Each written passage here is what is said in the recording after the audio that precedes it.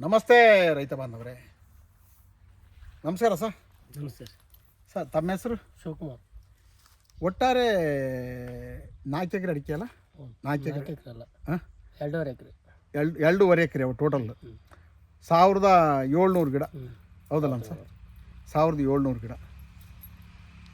ಈ ಸಲ 40 ಕ್ವಿಂಟಲ್ ಅಡಿಕೆ.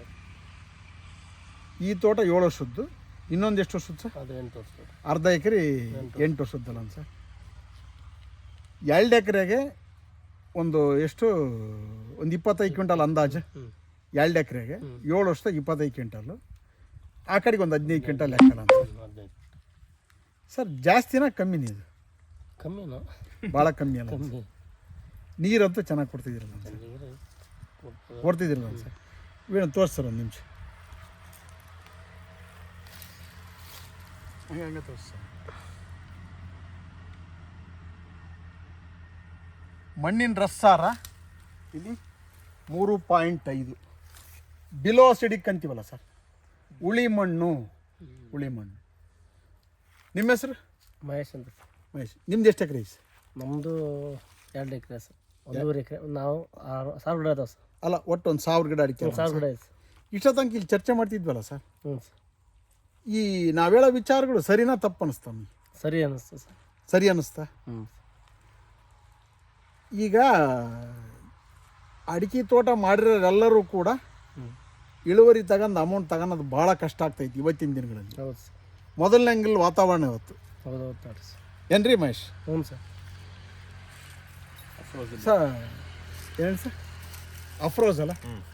ನಿಮ್ದು ಎಷ್ಟು ಎಕರೆ ಸರ್? ಸರ್ ನಮ್ದೊಂದು 2 ಎಕರೆ ಐತಿ.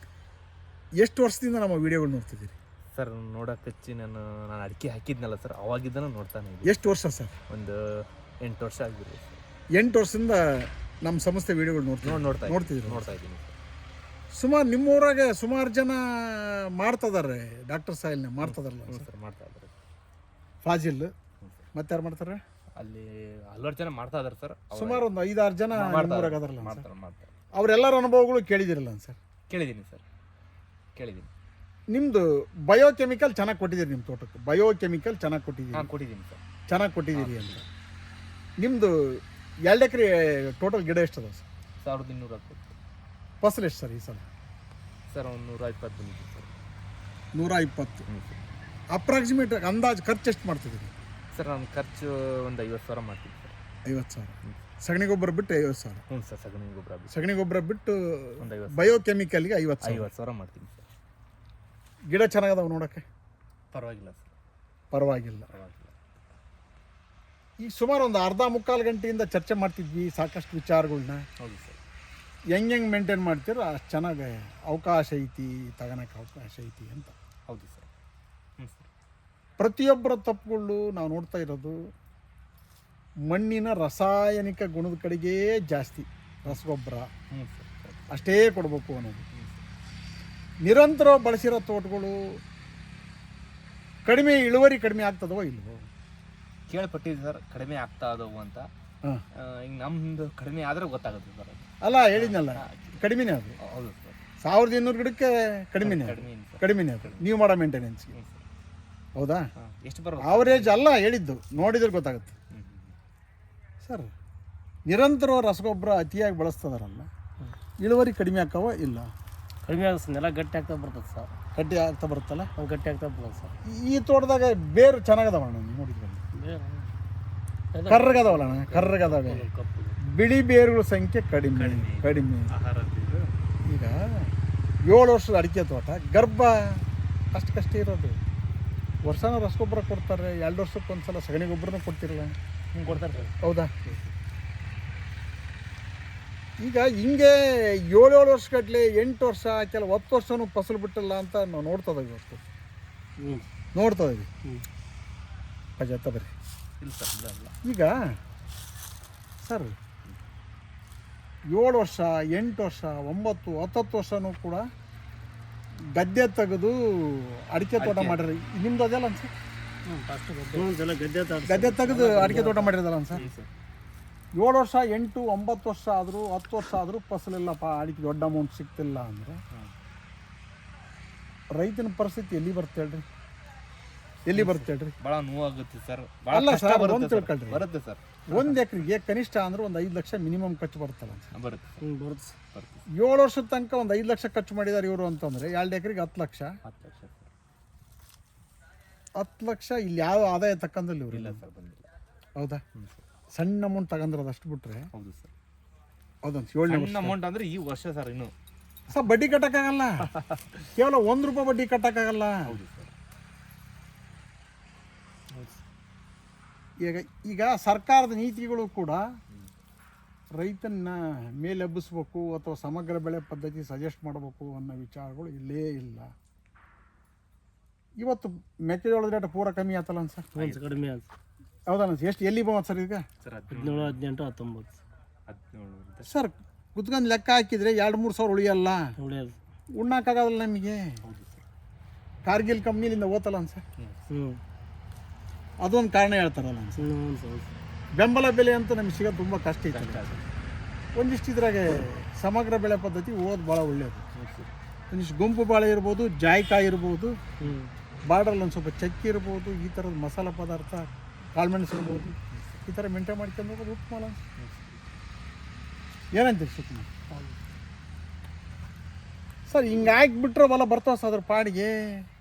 ಭೂಮಿ ತಾಯಿಗೆ ಎಲ್ಲದನ್ನೂ ಕೂಡ ಶಕ್ತಿ ಐತಿ, ಮಣ್ಣು ಹಾಳು ಮಾಡೋದು ಬೇಡ ಅಂತ. ಎಲ್ಲರ ತಲೆಗಿರೋದು ಮಣ್ಣಿನ ರಾಸಾಯನಿಕ ಗುಣ, ಕೆಮಿಸ್ಟ್ರಿ ಅಷ್ಟೇ ನೋಡ್ತಾರೆ. ಫಿಸಿಕ್ಸು, ಭೌತಶಾಸ್ತ್ರ ಮತ್ತು ಜೀವಶಾಸ್ತ್ರ ನೋಡಲ್ಲ. ಮಣ್ಣಿನ ಜೀವ ವೈವಿಧ್ಯತೆ ಬಗ್ಗೆ ಯಾರೂ ತಲೆ ಕೆಡಿಸ್ಕೊಳಲ್ಲ. ಮೋರ್ ದ್ಯಾನ್ 90%, 90 to 95% ನಾವು ನೋಡ್ತಾರದು ಅದನ್ನೇ. ಎಲ್ಲಿ ತನಕ ಅಂದ್ರೆ ಒಂದಿಷ್ಟು ಮಣ್ಣಾಗ ಯಾವುದು ಸುಸ್ಥಿರತೆ ಇರೋ ತನಕ ಚೆನ್ನಾಗಿ ಫಸಲು ಬರ್ತವೆ, ಮಾಡ್ರ ಖರ್ಚಿಗೂ ಬರಲ್ಲ. ಆಮೇಲೆ ಏನಂತೀರಿ ಸರ್?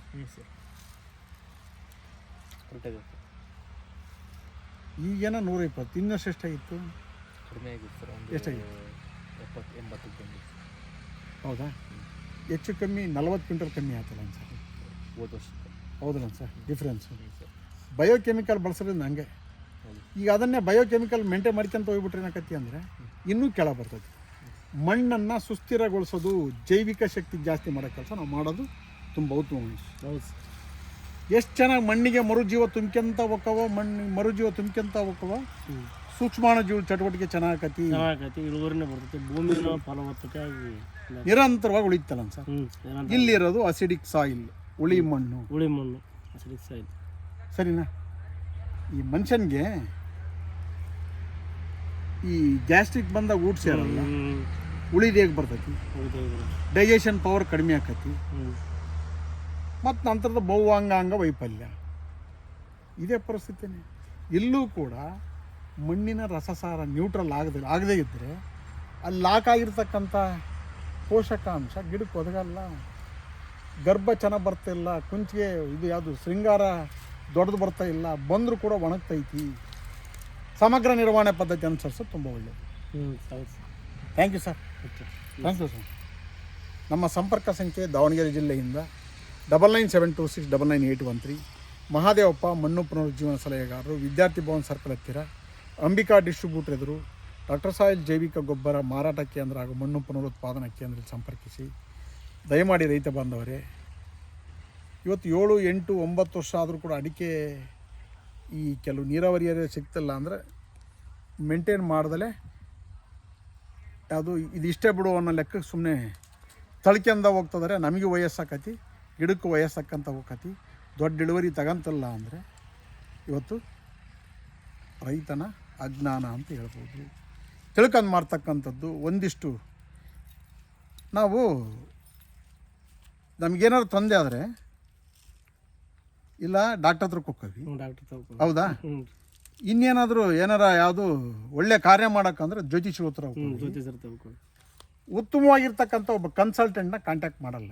ನಮ್ಮ ತೋಟದಾಗ ಏನಾಗೈತಿ, ಯಾಕೆ ಇಳುವರಿ ಬರ್ತಿಲ್ಲ, ನಿಮಗೆ ಗೊತ್ತಿದ್ರು ಮಾಡ್ಕೋಬೋದು, ಏನು ತೊಂದರೆ ಇಲ್ಲ. ಗೊತ್ತಾತ? ತಪ್ಪುಗಳು ಏನು ಮಾಡ್ತದವಿ, ಸರಿ ಏನು ಸರ್? ನಾವು ಜಾಣರಾದರೂ ಬೇರೆಯವ್ರನ್ನ ಕೇಳಬೇಕು ಅಂತಾರಲ್ಲ, ಅನುಭವಸ್ಥರನ್ನ ಕೇಳೋಕ್ಕಂತಾರಲ್ಲ ಸರ್. ಸರಿನಾ ಸರ್? ಹೌದು ಸರಿ. ಅಷ್ಟು ಮಾಡೋದು ಭಾಳ ಉತ್ತಮ. ಸರಿನಾ ಸರ್? ನಮ್ಮ ಸಂಪರ್ಕ ಸಂಖ್ಯೆ 9972699813. ವಿದ್ಯಾರ್ಥಿ ಭವನ್ ಸರ್ ನಮ್ಮ ಸಂಪರ್ಕ ವಿಳಾಸ ವಿದ್ಯಾರ್ಥಿ ಭವನ್ ಸರ್ಕಲ್ ಹತ್ತಿರ ಅಂಬಿಕಾ ಡಿಸ್ಟ್ರಿಬ್ಯೂಟರ್ ಎದುರು ಡಾಕ್ಟರ್ ಸಾಯಿಲ್ ಜೈವಿಕ ಗೊಬ್ಬರ ಮಾರಾಟ ಕೇಂದ್ರ ಹಾಗೂ ಮಣ್ಣು ಪುನರುತ್ಪಾದನಾ ಕೇಂದ್ರ ಸಂಪರ್ಕಿಸಿ. ಹಾಗೂ ನಮ್ಮ ಯೂಟ್ಯೂಬ್ ಚಾನಲ್ ಆಗಿರ್ತಕ್ಕಂಥ ಅಗ್ರಿ ಆ್ಯಂಡ್ ಆರ್ಟಿ ಕ್ಲಿನಿಕ್ ಹಾಗೂ ದಾವಣಗೆರೆ ಜಿಲ್ಲಾ ಸಾವಯವ ಕೃಷಿಕರ ಕಲಿಕಾ ಕೇಂದ್ರ ಮೈಕ್ರೋಬಿ ಆಗ್ರೋಟೆಕ್ ಪ್ರೈವೇಟ್ ಲಿಮಿಟೆಡ್ನ ಯೂಟ್ಯೂಬ್ ಚಾನಲ್ ಮತ್ತು ಫೇಸ್ಬುಕ್ ಪೇಜ್ನ ಲೈಕ್ ಮಾಡಿ ಶೇರ್ ಮಾಡಿ ಅಂತ ತಿಳಿಸ್ತಾ ನಮ್ಮ ವಿಚಾರಗಳು ವಿದಾಯ ಹೇಳ್ತೀವಿ. Thank you one and all. Thank you sir. ಹಿಂಗೆ ತೋರಿಸಿ ಕಡೆ ಜಸ್ಟ್ ಒಂದು ನಿಮಿಷ ತೋರಿಸಿ. ಇಲ್ಲಿ ರೋಗ ಬಾಧೆ ಕೀಟ ಬಾಧೆ ಅಂತೂ ಭಾಳ ಐತಲ್ಲ ಸರ್ ಕಾಣ್ತದೆ ಮೈಟ್ಸು.